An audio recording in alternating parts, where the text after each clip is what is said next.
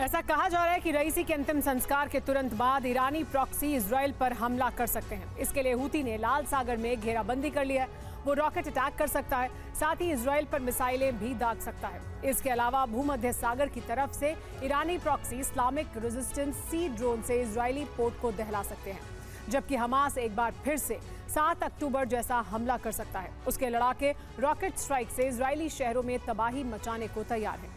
Syria में कुद force अमेरिकी सैन्य ठिकानों और इजराइल के मिलिट्री बेस पर हमला करने की तैयारी में है, जबकि इराक में ईरानी प्रॉक्सी कताइब हिजबुल्लाह यही काम करने को बेचैन है। लेबनान में ईरानी प्रॉक्सी हिजबुल्लाह ने तो इजराइल की बॉर्डर मिलिट्री पोस्ट पर हमले तेज कर दिए हैं।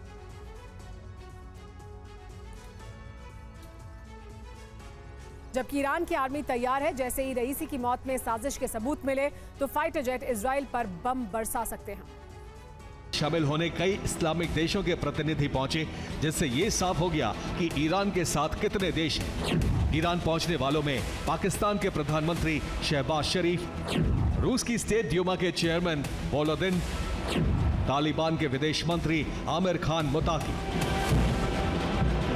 इसके अलावा कई और देशों के प्रतिनिधि भी पहुंचे थे। जबकि इस बीच बहरीन के किंग मॉस्को पहुंचे, जहां पुतिन से अरब के समीकरण पर चर्चा की। बहरीन का रूस की तरफ झुकाव बताता है कि हालात काफी खौफनाक होने वाले हैं, क्योंकि अभी तक बहरीन अमेरिका का तालमेल काफी अच्छा रहा है। यहां तक कि बहरीन में ही रेड सी टास्क फोर्स का हेडक्वार्टर है। तो क्या बहरीन ये भांप चुका है कि मिडिल ईस्ट में समीकरण अब बदलने वाले हैं?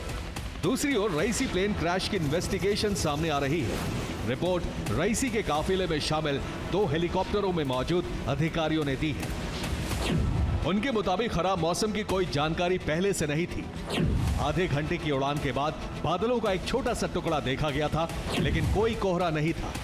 करीब 45 मिनट की उड़ान के बाद रईसी के हेलीकॉप्टर पायलट ने यह जानकारी दी थी। पायलट ने बाकी 2 हेलीकॉप्टरों को ऊंचाई हासिल करने और बादलों के ऊपर चलते रहने के निर्देश दिए थे।